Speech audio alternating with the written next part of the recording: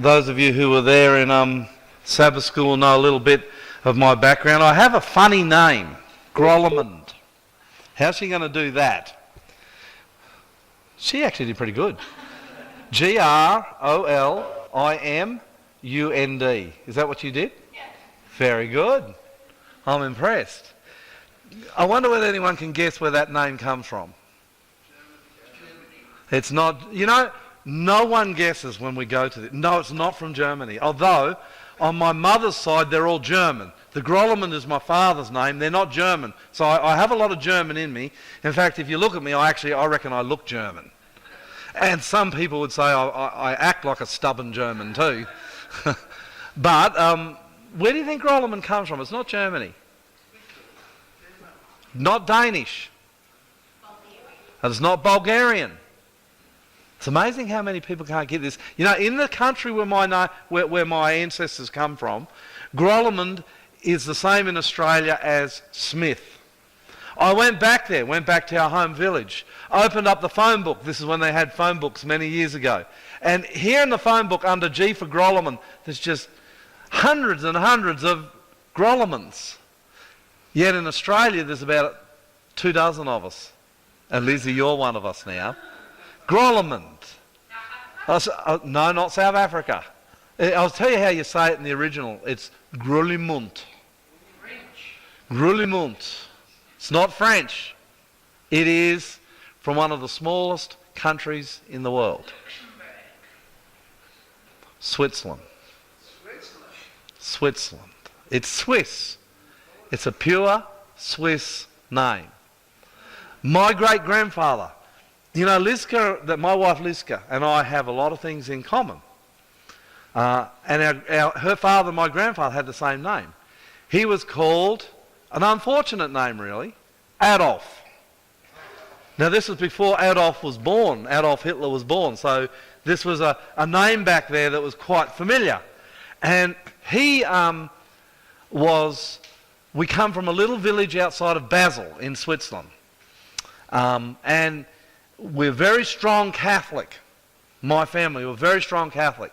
In fact, until this day, 2 of my cousins are in the Swiss Guard and have been for 500 years. Not the same ones, of course, but it's kind of a ceremonial thing with different families in Switzerland. 2 of my cousins are in the Swiss Guard that guard the Pope. So you get and the Swiss Guard are actually the ones who do guard the Pope. So you get a sense of how deep in Catholicism we were. And my great-grandfather was rebellious. So Lizzie, she's gone. You know where I get my rebellious streak from. It's in my family. And he didn't like the rules of Catholicism. He didn't like all the rules. And so he decided to escape. And he fled Switzerland. Now, he could have went to 2 countries. Guess what they were? Because obviously Australia is one. What do you think the other one was? America, correct. Who said that? That's Swiss too? He could have went to America or Australia. And he chose Australia. And he ended up in Melbourne. We don't know a whole lot about the story. He gets to Melbourne and he meets this little girl, beautiful little girl, who just got off the shift. She was 17 years old, called Annie Atkin. And she came from Scotland. And so they're in Melbourne. See, I have a southern heritage here. And they met each other, and he's about 19 and she's about 17. In fact, she just turned 17, so she'd been 16. And they fell in love. And they got married, but they were dirt poor. And so what they did is they moved up into northwest Victoria somewhere and they bought a farm. Now, my great-grandfather had left Catholicism, but he hadn't left God. And he pulled out a Bible and began to read the Bible. He's reading the Bible and he comes across the 7th-day Sabbath. He goes, oh. And he says to Annie, and this is before they had any kids, he says, I think we better keep the 7th-day Sabbath. Here it is in the Bible. And so they began to keep the 7th-day Sabbath. And my great-grandfather, Adolf, and Annie, thought that they were the only Sabbath keepers in the world. And then a colporteur knocked at their door. I keep forgetting this guy's name. I do know his name, but I've forgotten again. He was a Seventh-day Adventist colporteur. Now this is the late 1800s. And he knocks at the door, and my great-grandfather invites him in, and he made him stay a whole week. And at the end of that week, Annie and Adolf decided they would be baptised as Seventh-day Adventists. And they had 3 little children. See if I can remember their names. Max and Flo. Oh, what was the other one? Max, Flo and someone. Can't remember her. Max, Flo and Nellie. And Max was my grandfather. And Keith is my father, and my name is Lloyd. And it's interesting, from that decision that my great-grandfather and my great-grandmother made to become Adventists, their son Max, their grandson Keith, and their great-grandson Lloyd have ministered to the Seventh-day Adventist Church for almost 120 years. So it's amazing the decisions we make way back then, how they can impact our ancestors right down through the line. Is it not our ancestors, our descendants? And the interesting thing is, the guy who was the coal porter, I'm trying to remember his name, he went on to become a Seventh-day Adventist pastor too. And he became the only Australian ever to be the General Conference President. So that's my only claim to fame. Do you get that? He became the guy who was in charge of the worldwide church. I wish I could remember his name, but he's an Aussie. Does anybody know what his name is? The only Aussie who was ever the boss of the Adventist Church worldwide? Well, that Cole Porter went on to become that guy. That's our only claim to fame as a family. But I just thought I'd give you a little bit of my background. My grandmother, her parents, her family moved from Scotland to South New Zealand, again to Melbourne. And my grandmother and her family were almost founding members of North Fitzroy Church, which is one of the, if not the oldest churches in Australia. Yes, the oldest. Yep, and her name was Stoneham. And they were a big Adventist family in Melbourne for a long time. And so I kind of feel like when I get up here and I speak to people, I'm only sharing this so you get to know a bit of my background, like Paul said, I'm a Jew of the Jews. Well, I kind of feel like an Adventist of the Adventists. I don't know whether that's a good thing or a bad thing. But I've got a family that goes a long way back in Australia in Adventism. Actually, pre-Ellen White, before she got to Australia, we were Adventists in this country. And my grandfather was a pastor. He worked in Western Australia. He did a lot of work in Victoria and Sydney, New South Wales. Then my dad became a pastor, and he worked in mostly just Queensland and New Zealand. And then in later life, because my dad was an army man in his young life, he went and became the chaplain of the US Army for all of South Korea, not North Korea, all of South Korea. And then my dad became the head chaplain for the entire US Armed Forces in Europe, right in the middle of the Gulf Wars. So I went to Europe and visited him at this time with my mum. Very, very interesting watching and listening as my dad ministered to these soldiers who were fighting in war. And it's amazing, when soldiers get to war, how interested they all of a sudden, when the bullets are whizzing around, they all of a sudden become very, very interested in Jesus Christ. And my dad was ministering to these US soldiers who were at war, and it was he'll tell you, it's the most receptive time he's ever had in his ministry for people who wanted to hear about Jesus. And so that's a little bit about my background. I'm married to Liska, that good-looking Indonesian girl down there. She's from Indonesia. And no, we did not meet online. This is not an online romance. And no, she's not much younger than me. She looks a lot younger than me. Don't be fooled. She's not. She'll tell you she is, but she's not. We met here at church in Australia.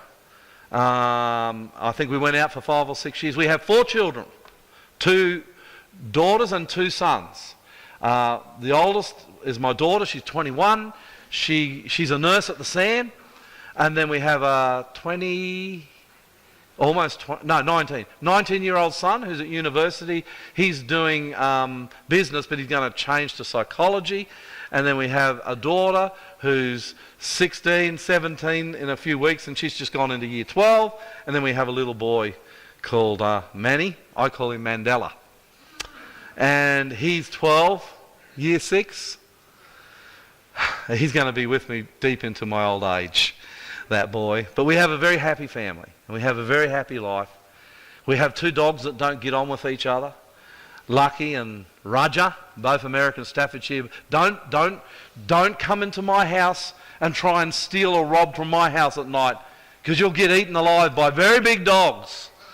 Not like this beautiful dog here. Is that a she? That's a he. He. What's his name? Fly. He seems to be very gentle and very calm and very quiet. My boys aren't like, well, one of them is, but the young one's not like that. He should learn from him. So that's a bit about our life. And as you learned earlier this morning, I'm the pastor of New Hope Adventist Church, 110 members, but we have an attendance of between 200 and 400. It depends on the day. Sometimes we have visitors. Sometimes we don't have as many, so it depends on the day. And I think the big thing we do is we have a worldwide television ministry that I was telling you about this morning. Sometimes we're on Channel 9. You know why we're not on Channel 9 all the time? Guess how much it costs? $7,000 a program. And that doesn't count production. That's just to put it on, $7,000. So that's about over $350,000 a year. And it takes a long time to raise that sort of money. And we have no millionaire backers. So if you're a multi-millionaire and you're looking for somewhere to put your money, come on. I'm only joking. I'm guessing none of you here are multi-millionaires. So, but we have a burning desire to take Jesus to the world. And I think Jesus sends me to weekends like this to educate me on the needs of people like you guys when it comes to television and ministry. And I'll do my best with the limited influence I have to work to make sure that the church does its best for its deaf people here in Australia. And I'm not just saying that. It's not a loose promise. I'd like to send Lizka to learn Auslan, because then I'd have an interpreter with me all the time. I could just make her every time I get up to it, you know. Does it take long to learn? How long? She's very intelligent. How long could you learn? How long does it take to learn, Kimberly? Well, if you're going to go through today, I think 3 years, full time. 5 years. Is it harder to learn than, say, to go and learn Chinese or Indian or... No, I've only learned Auslan, I know. You're not deaf, hey? You're someone who's learning it, or... You're learning it. Are you a teacher? No. You're just learning it for fun? Not married to someone who's deaf or anything? No? Yeah. I don't know how to do it, because we just can't get our Auslan interpreters in. We're paying them good money and they just don't come. They actually don't turn up. We've booked them in, they don't turn up. You don't live in Sydney, do you? You want a job? We certainly give you work every Sabbath. I shouldn't say that, but we do pay on Sabbath because you've got no choices. We give you work. We've got an opportunity for you, girl. Do you go to church down there? Whereabouts? Well, you better come over to New Hope, girl, because we've actually got a need. You can practice with us. So you can't go that. Well, we could get this girl here to come move down to Sydney. She's saying yes there, isn't she? That's yes, isn't it? Is that yes, or is that get lost? All right, look, I'm not going to keep you here for long, but I do want to share with you a little message that I hope will encourage you. That's what I want to do today, is I want to encourage you in the Lord. I am not deaf. Well, my wife reckons I'm going deaf. I was a builder, and it is true. You know, you get a lot of noise in your ears when you're a builder. And it is true, as I get older, I am losing my hearing a bit. Well, they say I am. I don't think I am, but they reckon I am. I can't imagine what it would be like to live in your world. Primarily a world of silence, because the world I live in is very, very noisy. In fact, I've seen people, you know, on YouTube and that, when they get an implant or something or other and they start to hear for the first time. You know what? One of the things they complain about, isn't it? You know what it is, don't you? The world is too noisy. Is that true? Just too noisy. They go, oh, there's too much noise here. So I'm not deaf, and I don't pretend for a moment that I understand the challenges that you have. But I would imagine that they're significant and that they're real. And that sometimes they're very trying and can be even a little bit discouraging. Am I right or wrong? Not necessarily, or... Yeah. Well, look, even if being deaf for you guys is not a challenge, being human is. Am I right? Being human is challenging. We get discouraged. We've got to walk through valleys. It can be very dark, and sometimes, and I've been there myself, sometimes you can lose hope. I hope this little message that I'll share with you now, and it's only a very short one, so I won't keep you long, because I'm thinking dinner's coming soon. Am I right? Lunch. We don't want to miss lunch. It's just a short one, but I pray that this little message will give you hope. Now, if you have your Bibles, I want you to open to Luke chapter 8, verse 22 through to verse 25. Very short story, and if you're familiar with the Bible, you'll know this story. Lizzie, is there water for me? Oh, thank you, yeah. I forgot. Can you repeat that? Luke 8, 22 to 25.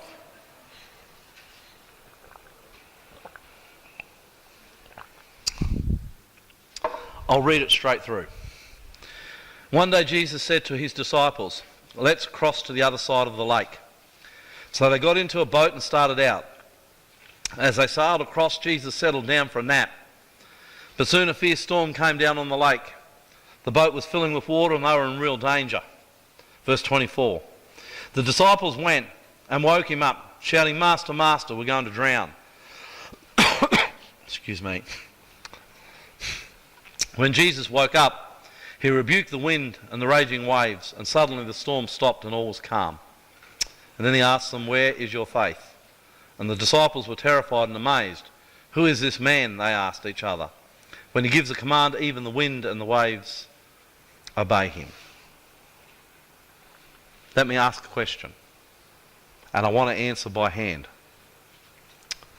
How many know this story?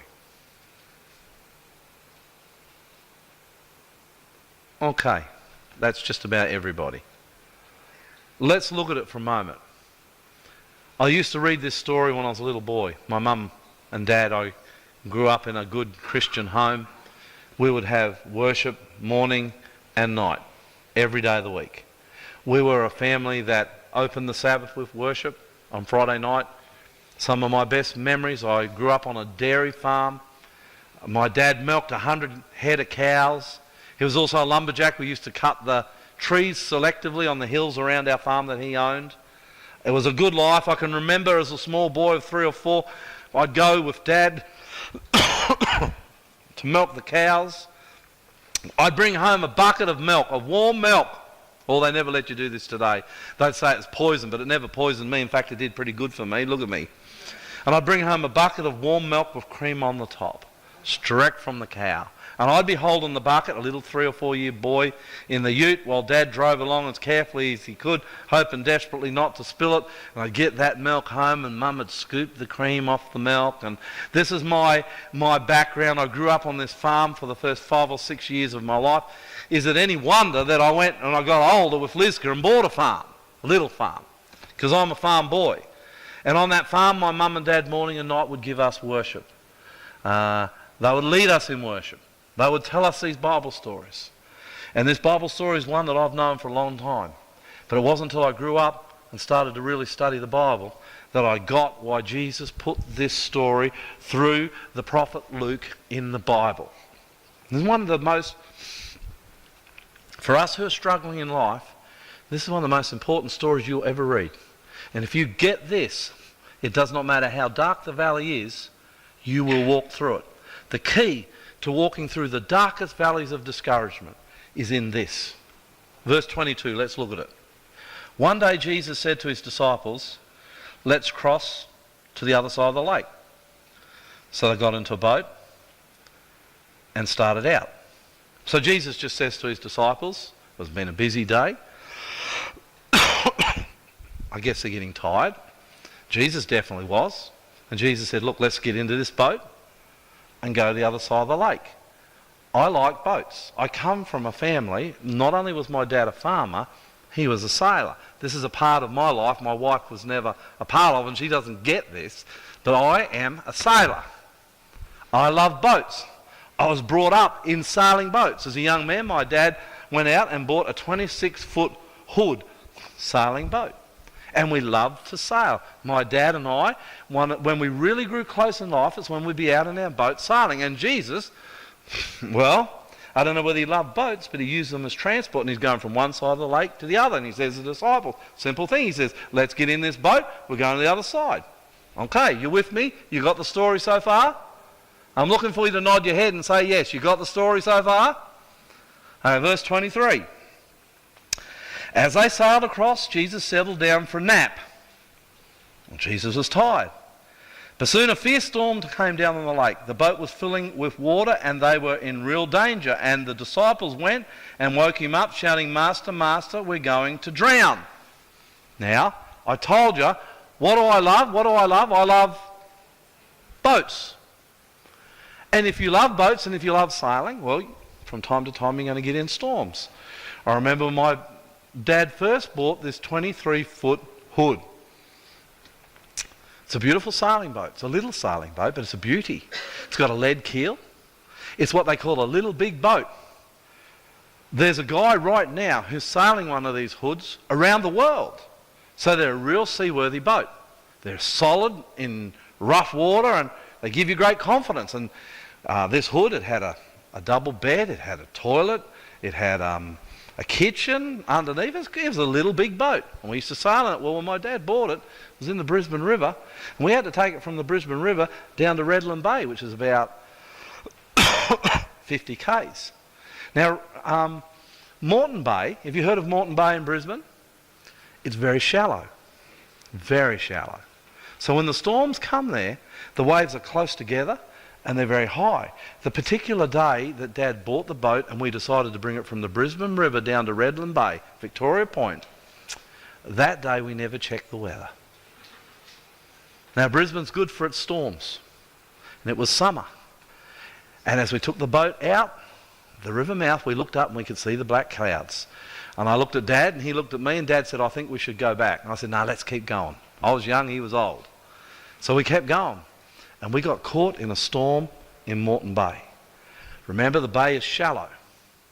The waves are very close together and they're very high. The waves were twice as high as this ceiling.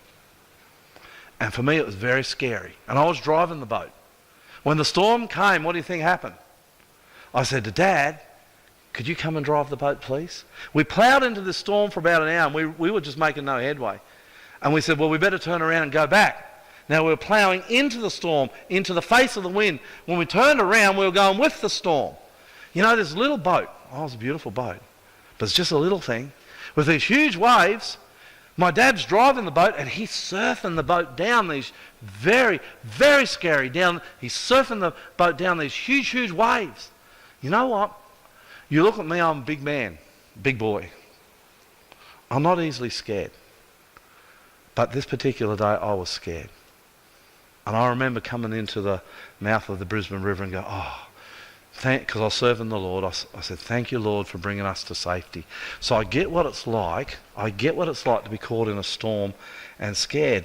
And the disciples were scared. And sometimes you're going to get caught in storms that will scare you. You wonder whether you're going to make it through. These disciples were convinced they were going to sink. And I'm sure already that you guys have been in storms where you thought you were going to sink. You thought, I'm not going to get through. I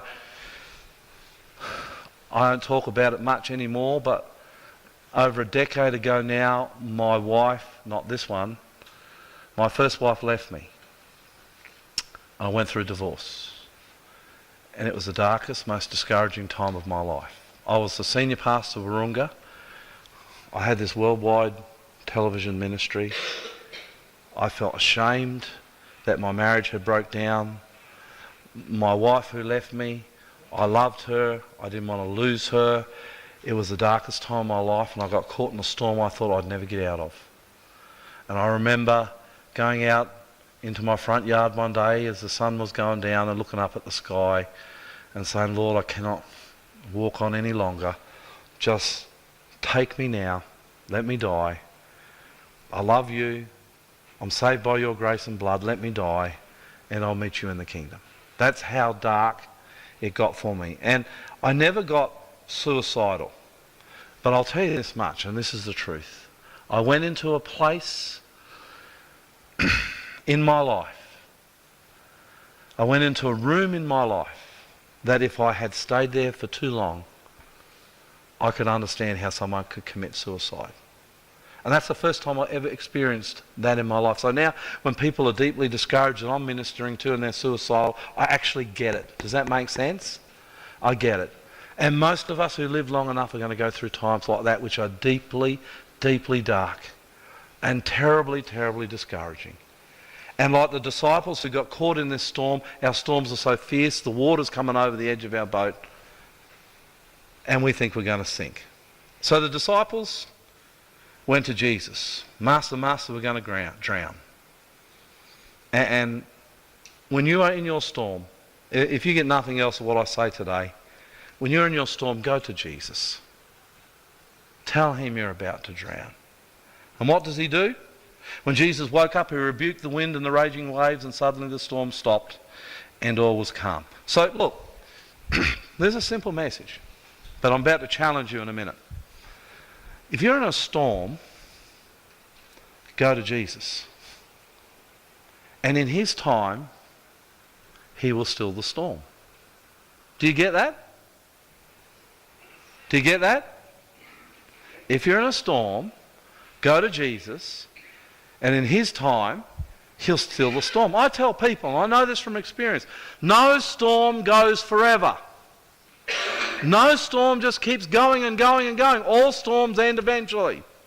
And if you're in a storm today, your storm will end. But go to Jesus. Because when you go to Jesus, he will rebuke the storm, he will settle it down, and he will bring peace to your life. Now that's a fact. But look at this. I want to ask you a question now. Are you listening or have you all gone to sleep? You awake? Yes. Here's the question. The disciples got into a storm. We get into storms. They went to Jesus. Did they do the right thing? Yes. Yes. They went to Jesus. And did Jesus calm the storm? So they did the right thing, right? Now look at this, because this is a part of the story I want you to get. This is the key to the whole story now. Look at this. Then they went to Jesus, and suddenly the storm stopped and all was calm. Then Jesus said to them, and Jesus gets irritated, "Where is your faith?" Now here's my question. I'm going to ask you again. The disciples got caught in a storm. It was a fierce storm and the boat was sinking. You can get caught in a storm, your storm can be fierce and your boat can be sinking. I'm going to ask you again, should you go to Jesus? Yes. Huh? Yes. Yes. Are you doing the right thing going to Jesus? Yes. Did the disciples do the right thing when they went to Jesus in the storm? Yes. Okay, they did. Why is Jesus irritated with them then? Why did he say, "Where is your faith"?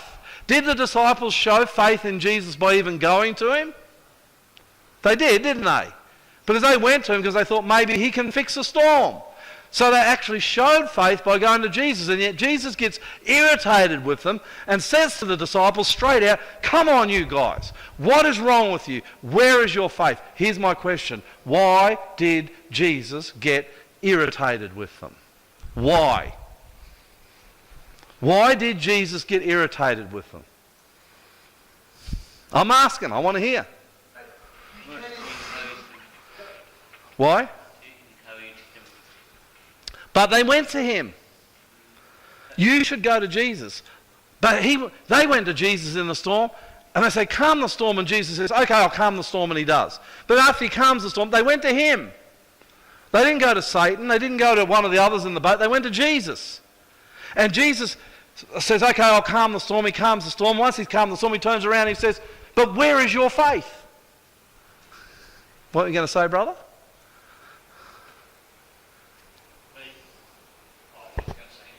Oh, I thought you had an answer. I was in the past, I don't really know, to be honest, but I think that they went to him in fear. They thought they were all going to drown. But if you're in a storm in your life, your marriage breaks up like mine did, and you lose someone you love, are you going to be afraid? It's a natural inclination. It is. Was Jesus afraid in Gethsemane? Yeah, he was. He was anxious and afraid. There's no sin in fear. He was afraid. When our sins were put on him in Gethsemane, he was afraid and anxious. Go and read Desire of Ages. It's amazing. So why is Jesus upset with them? They went to Jesus for help. They suspected he could help them. He did help them. It seems they did the right thing, and yet Jesus turns around and says, "Where is your faith?" You want me to give you a clue here? The answer to this question is in the text. Somewhere in verse 22 to verse 25 is the answer. Have a look at it. If you've got your Bibles, have a look at verse 22 to 25, and you tell me what it is. There's something in that, and you don't say anything, Lizka. There's something in those 4 verses that will tell you why Jesus was so irritated with them. And if we get it, then whatever storm we go through, we're going to be okay. When I worked this out one day, it was like a light bulb came on in my head with this story. They could have rebuked the wind and the waves themselves if they had a deep burning trust in God. I've never heard that answer, but it's a good one. Maybe they could have rebuked the waves themselves if they had more faith in God, maybe. They were amazed when he actually did it, so they never really thought he had the power to do it. But they still went to him, eh? There's stuff God's done for me, I'm not sure that he could do it.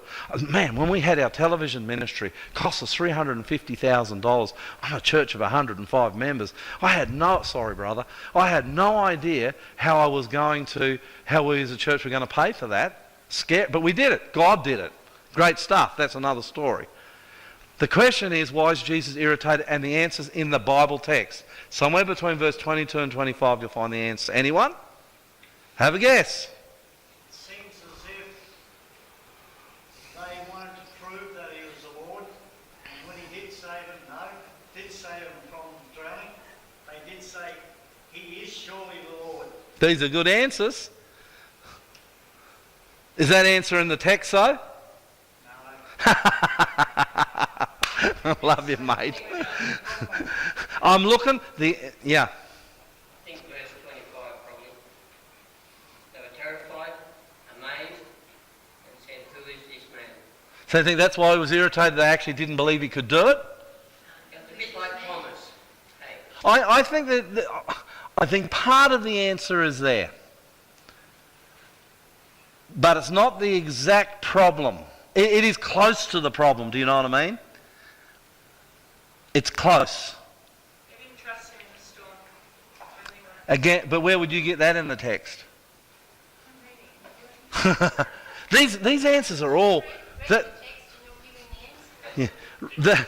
These texts are within that. These answers you guys are given are all spot on. They're within that far of the truth. Because they were afraid when you did it. Close. Do you surrender? Do you give up? I love it when you can't guess it. I did this little talk a little while ago at a place, and there was this young girl in the church. Remember Liska? Oh, she got the answer within 10 seconds of me asking. Kind of spoiled all the gravitas of the whole thing, because she got the answer so early. I want you to surrender. I want to tell you, but I'd love it if someone found it even more. It's in the text. It's either in verse 22, 23, 24, or 25. Why Jesus was irritated. It's there. And when I tell you, you'll go, ding, ding, yeah, I can see it. You'll see it immediately. Yeah. I think because even though they did wait Jesus for help, Jesus could see that they were still doubting. They didn't fully have faith. Like he could see that they were still doubting whether he could do it or not. That close. Almost there, sister. they woke him up. Close. We're running out of words. Shall I give you the verse?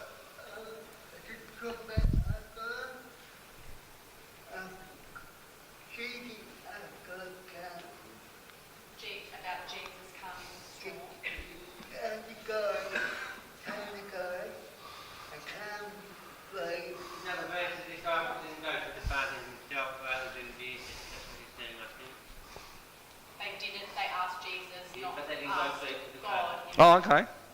I haven't heard that one.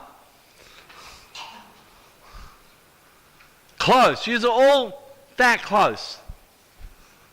Okay, shall I give you the verse? Do you surrender? Do you all give up? That's what I do with my kids. Do you all give up? Come on, put your hand up if you give up. Okay, verse 22. There's your answer. And now you'll see why you were all so close. Then Jesus said, "Let us go to the other side." Jesus had already said they were going to the other side. And when Jesus says you're going to the other side, no matter what storms you encounter, you're going to the other side. Do you get it? Have I lost you or have you got it? Jesus said they were going, he said, let's get in the boat and go to the other side. And if Jesus says let's get on the boat and go to the other side, where are you going to go? Now look at your life. Jesus said, let's get in the boat. He said, let's get in the boat, brother. He said, let's get in the boat. You might be deaf. You might have other issues in your life. You might have other challenges that sometimes seem insurmountable. You could get in storms that you feel like you're going to sink. But Jesus said, you're going to the other side. And if Jesus says you're going to the other side, where are you going? Where? Can any storm stop you? So let me finish on this. A few years ago, I went to a hospital with Liska, up here actually on the coast, to visit one of my friends. He was a few years younger than me. He had 2 sons who were youth and a wife. And he was lying in his hospital bed and he was days from death. And as I'm leaving the room after the visit, he was one of my friends, he was one of my church members. He was very weak, he's lying in the bed there, it's obvious he's dying. He calls me down and he whispers to me, "Lloyd," and there's 20 people in the room, this is why he wanted to tell just me this. He said, "Lloyd, you're my friend." He said, "I'll see you when we get to heaven." He said, "I will see you in heaven. I'm looking for you." I walked out of that room, 2 days later he died. Did his boat sink? Did the storm take him out? Huh? No. Death is just another storm we go through, true? But death can take us. Our boat has still not sunk. Am I right? We are still on the, when we die, we're still on the journey to the other side. Am I right? We're asleep in the boat, but we're still in the boat and we're on our journey to the other side. And when Jesus wakes us up with the great shout, when he comes the second time, and we are perfect and sinless, our bodies are perfect, you guys, for better or worse, we'll all be able to hear with, what do they call it when you can hear perfectly? It's not 20/20 vision, that's sight. What is it? You can hear, you'll be able to hear 100%. All our senses are working. Only then when we get to heaven, can we say we've reached the other side. And Jesus said he would take us, and if we believe him and if we have faith, he will. No storm, no matter how fierce, that hits your boat can ever sink you while Jesus is in your boat. That's it. We close.